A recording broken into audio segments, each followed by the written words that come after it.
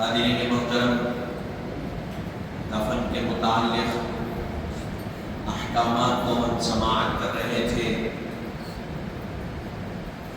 کہ جب کسی کا انتقال ہو جائے، خواہ مرد ہو یا عورت، اس کو کفن کیسے پہنایا جائے، کفن کہتے کس کو ہیں اور اس کا حکم کس میں آتا ہے۔ ہم نے اس کو سماعت کیا اور اس میں 17 چیزیں بتلائی گئی، 17 باتیں بتلائی گئی، جس میں سے ہم 10 باتیں سماعت کر چکے۔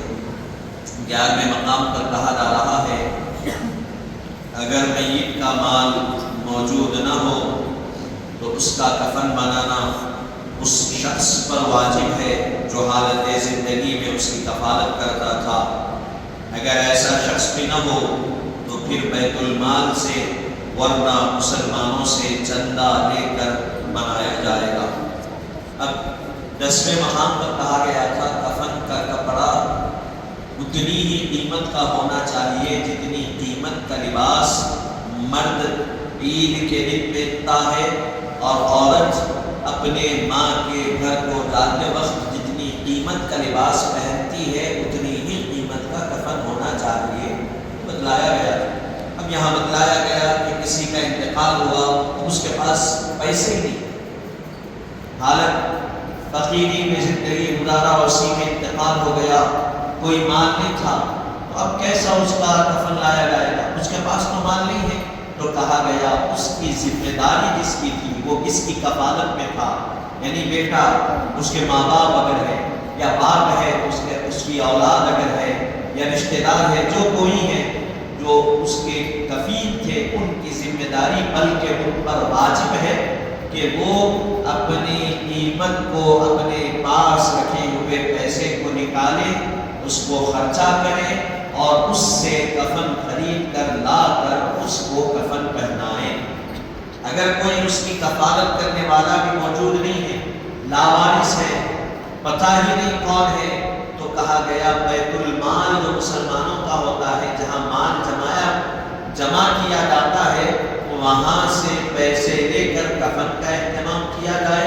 اگر وہ بھی خرید نہ ہو تو جتنے مسلمان آس پاس ہے وہ سب مل کر چندہ کریں اور اس چندے سے جمع کر کے جو پیسے جمع ہوں گے اس سے کفن لا کر کفن پہنائیں۔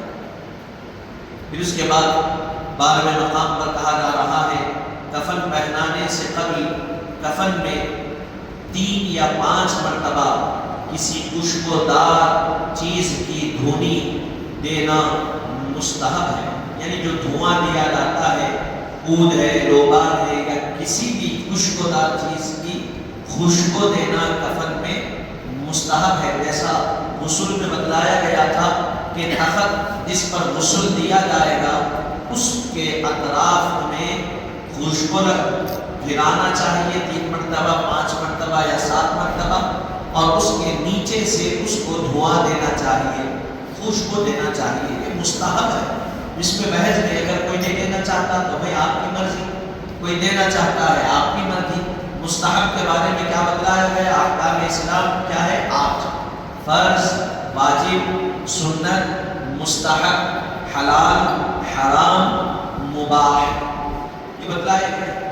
مکروہ، مستحب میں بتلایا گیا، مستحب کی تعریف یہ ہے کہ مستحب اس عمل کو کہتے ہیں جس کے کرنے پر ثواب ہے، نہ کرنے پر کچھ بھی نہیں۔ کرنے میں کیا ہے؟ ثواب، نہیں کرے تو کچھ بھی نہیں۔ آپ کی مرضی ہے، اگر آپ کرنا چاہتے ہیں، خوشبو لگانا اگر آپ کو پسند ہے تو آپ لگائیے۔ اگر کسی کو ناگوار گزرتا ہے، اب آپ اکثر ماحول ہو گیا بولتا دیکھتے لوگ چڑھتے، تو اب اگر کوئی ایسے لوگ ہیں تو پھر ان کا اپنا اختیار، ان کی اپنی مرضی۔ پھر اس کے بعد 13ویں مقام پر اب یہاں یہ بھی کہہ رہا ہوں اگر ہم دعوت میں جا رہے ہیں، رشتہ داروں سے ہم کو ملنا، کس سے ملے جاتے؟ دعوت میں ملاقات کس سے ہوتی؟ رشتہ داروں سے، دوست اور احباب سے۔ تو ہم دعوت میں جانے کے لیے بہترین پرفیوم لگاتے، سینٹ لگاتے، اس لیے کہ بھائی جب رشتہ داروں سے ملے تو ہمارے جسم سے خوشبو آئے، پسینے کی بو نہ آئے۔ پہلے باڈی اسپرے کیا جاتا، یا پھر آج کل نئے قسم کی چیزیں چل رہی ہے اس کو استعمال کیا جاتا ہے پہلے جسم پر، پھر کپڑے پہننے کے بعد کپڑوں پر، تاکہ جسم سے بھی خوشبو آئے، کپڑوں سے بھی خوشبو آئے۔ تو ایسے ہم یہ دنیا کا ماحول ہے، ہم دنیا والوں سے یہ کہنا چاہتے ہیں کہ بدبختوں، جب دنیا والوں سے ملنے کے لیے جا رہے ہو تو جسم کو بھی معطر کر رہے ہو، کپڑوں کو بھی معطر کر رہے ہو، قبر میں آمنہ کے لال کے دیدار کے لیے جا رہے ہو، تو کیا جسم اور کفن کو اگر معطر کریں گے تو اس میں تعجب کی بات نہیں۔ اگر دنیا میں معطر کرے نہ کرے چل جائے گا، لیکن قبر میں کس کا دیدار ہونے والا؟ اس ذات مبارکہ کا دیدار ہونے والا ہے جس کا کلمہ آپ اور ہم پڑھ رہے ہیں، ان کا دیدار ہونے والا۔ ہم جتنا معطر کر سکتے ہیں معطر کریں، یہ ہماری ذمہ داری۔ اب اس کے بعد 13ویں مقام پر کہا جا رہا ہے مرد کو کفن پہنانے کا طریقہ کیا ہے؟ مرد کو کفن پہنانے کا طریقہ یہ ہے کہ پہلے کفن کی چادر کسی تخت پر یا بوریے پر بچھا کر اس پر تہبند بچھا دے۔ پہلے چادر بچھا دے، پھر تہبند بچھا دے، پھر تہبند پر کفنی نصف بچھا کر باقی نصف میت کے سر کی طرف رکھ چھوڑ دے۔ جو کفنی ہوتی ہے پہلے چادر بچھائیں گے، پھر تہبند بچھائیں گے کفن، پھر اس کے بعد جو کفنی ہوتی ہے کمر تک کرتے کے حساب میں اس کو آدھا بچھائیں گے، اور جو میت کے اوپر آئے گی اس کو سر کے پاس موڑ کر رکھ لیں گے۔ یہ طریقے کا۔ پھر اس کے بعد کہا گیا اس کے بعد میت کو غسل دے کے تخت پہ لا کر، تخت سے اٹھا کے لائیں گے جس پہ غسل دیا گیا، لا کر اس تخت پہ یعنی جس پہ کفن رکھا گیا تخت پہ یا بوریے پہ اس پر بٹھا دیں۔ اس طرح کے دونوں ہاتھ اور دونوں کہا گیا دونوں ہاتھ دونوں پہلوؤں میں رکھے، سینے پر نہ رکھے، نہ نماز کی طرح رکھے۔ دونوں ہاتھ کیا کرنا چاہیے؟ پہلوؤں میں لمبا رکھ دینا چاہیے، سینے پر رکھنا یا نماز کی طرح باندھنا نہیں چاہیے۔ اب اس کی وضاحت میں لکھ رہے ہیں کہ یہ اب یہاں آپ دیکھیے بتلایا گیا کہ یہ کفار کا طریقہ، سینے پہ ہاتھ باندھنا یا نماز کی طرح باندھنا یہ کفار کا طریقہ ہے۔ بتلایا گیا اصل یہ ہے کہ دونوں ہاتھوں کو پہلوؤں میں رکھ دینا، لمبا رکھ دینا، دونوں ہاتھوں کو جسم کے بازو لمبا رکھ دینا، یہ طریقہ اہل اسلام۔ پھر اس کے بعد اب بعض لوگ کر دیتے نمک رکھ کے پیٹ پہ ہاتھ باندھ دیتے، اگر باندھ دیے ہو گیا۔ عربی کا ایک قاعدہ ہے مزہ نہ ہوگا، جو گزر گیا، لیکن معلوم نہیں تھا، غلطی ہو گئی، اب معلوم ہو گیا، آئندہ احتیاط کر لینا ہماری ذمہ داری۔ اور ایسا لٹا دینے کے بعد سیدھا چت لٹا دیے، ہاتھوں کو لمبا کر دیے، بازو رکھ دیے جسم کے کر دیے، اس کے بعد کفن پہنائے۔ کفن کیا ہے؟ اس طرح کے میت کا سر کفنی کے گریباں سے باہر نکال کر سر کی طرف رکھی ہوئی آدھی کفنی کو میت پر پھیلا دیں، اور وہی خوشبو عطر وغیرہ اس کے سر، داڑھی اور جسم پر لگا دیں، اور سجدے کے اعضاء یعنی پیشانی، ناک، ہتھیلی، گھٹنے اور پاؤں پر کافور مل دے۔ پھر یہ معاملہ ہوگا، پہلے کیا کریں گے؟ لٹا دیے، جو کفنی ڈالی گئی تھی، جو سر کے پاس رکھی گئی تھی، اہل ہاتھ ناسو لمبے کرتے ہیں سیدھا، کفنی کو بیچ میں سے کاٹا جائے گا، اس میں سے سر باہر نکل سکے، سر کو باہر نکال کے کفنی سینے پہ پھیلا دیں گے۔ پھیلا دینے کے بعد کیا کرنا چاہیے؟ کفنی پھیلا دینے کے بعد آدمی کو خوشبو لگانا چاہیے، میت کو۔ اس کی وضاحت میں لکھ رہے ہیں مرد کے بدن پر ایسی خوشبو لگانا جائز نہیں جس میں زعفران کی آزمائش ہو، البتہ عورت کے لیے جائز ہے۔ مرد کے جسم پر عطر لگا دینا، کوئی بھی عطر ہے، اچھا عطر لانا اور مرد کے جسم پر عطر لگا دینا، پھر اس کے سر، داڑھی اور جسم میں بھی لگا دینا۔ عطر کہاں پر لگانا؟ سر پہ بھی لگانا، اس کی داڑھی پہ بھی لگانا اور اس کے جسم پہ بھی لگانا۔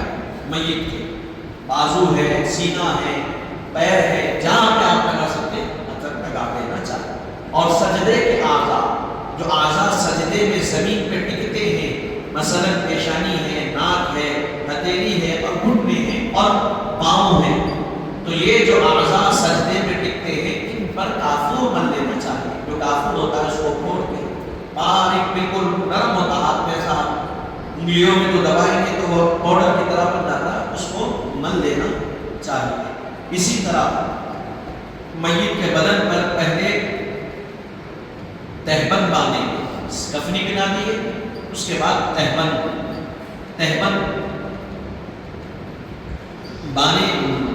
بائیں جانب رکھے، پھر دائیں جانب. پہلے کیا کریں گے؟ تہبند کو اٹھا کر بائیں جانب رکھیں گے، پھر دائیں، پھر بائیں جانب پہلے رکھیں، پھر یعنی سیدھی جانب، پھر بائیں، ہو گیا.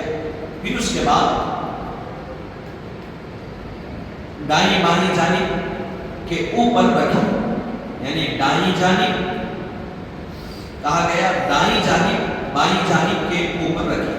پھر اس کے بعد چادر اس طرح لپیٹ دیں کہ دائیں جانب اور بائیں جانب اوپر رہے، اس طرح چادر لپیٹ دی جائے.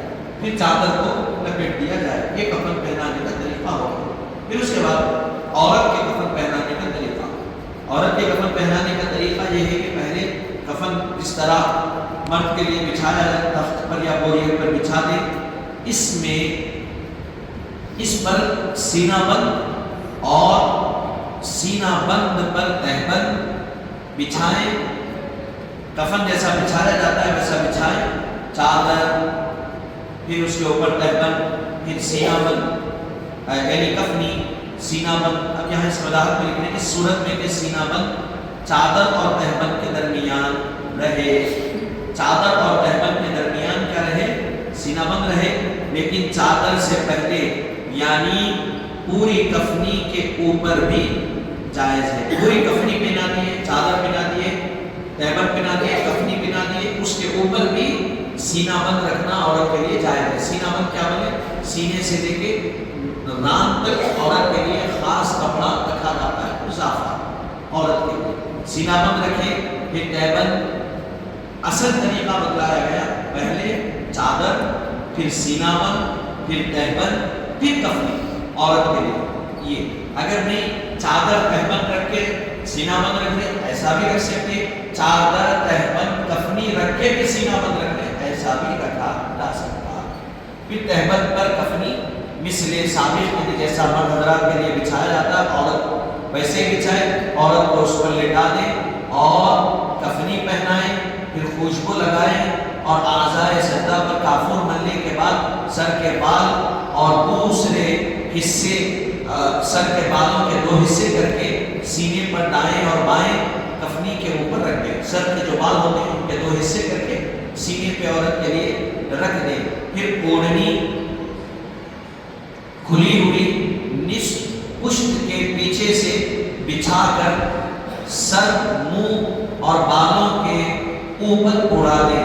اس طرح کے بال کے 2 حصے آخر تک اوڑھنی کے نیچے چھپ جائیں. پشت کے نیچے سے بچھائیں اوڑھنی اور سینے سے اڑا کر پھر سر پر بھی اڑا دیں. اس طرح کے نہ بال دکھیں نہ سر. پھر اس کے بعد یہ تہبند لپیٹیں، پھر سینہ بند، پھر سینہ بند کے اوپر بغلوں، سینہ بند کے اوپر بغلوں سے نکال کر رانوں تک، پھر چادر لپیٹ دیں. اسی طرح ہر دائیں جانب بائیں کے اوپر رہے. یہ کفن ہو گیا عورت کو. عورت کے لیے کیا ہے؟ سینہ بند اضافہ ہے، اوڑھنی اضافہ ہے، اور عورت کے بال کو پیچھے سے لے کے سینے پہ رکھنا ہے. پھر رکھنے کے بعد اس کو اوڑھنی سے چھپانا بھی ہے. 15ویں مقام پر کہا گیا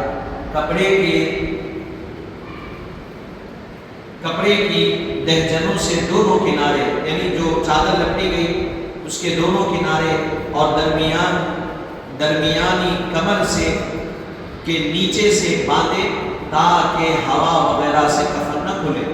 کپڑے کے جو دونوں چوٹے نکلتے ہیں، اوپر سر کی جانب جو چادر کا نکلتا پیر کی جانب، اس کو چادر کے کسی یعنی کپڑے ہی کے تھوڑے حصے سے اوپر اور نیچے دونوں جانب باندھے اور کمر کی جانب بھی باندھے. اس کی وجہ یہ ہے کہ ہوا وغیرہ آنے سے کفن نہ کھلنے پائے، اس لیے ایسا کرنا چاہیے.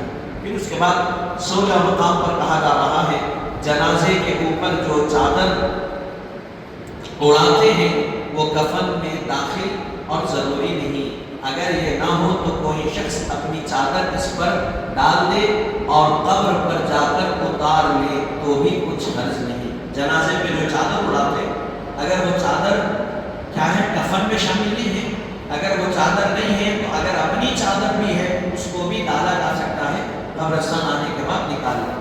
پھر اس کے بعد 17ویں مقام پر کہا جا رہا ہے جب میت کو کفن پہنا چکے تو اس پر نماز پڑھے۔ اب یہاں کفن پہنانے کا طریقہ ختم ہوگا۔ جب میت کو غسل دے دیے، کفن ہو گیا، اب اس کے بعد باقی کیا رہا؟ نماز جنازہ۔ اب یہاں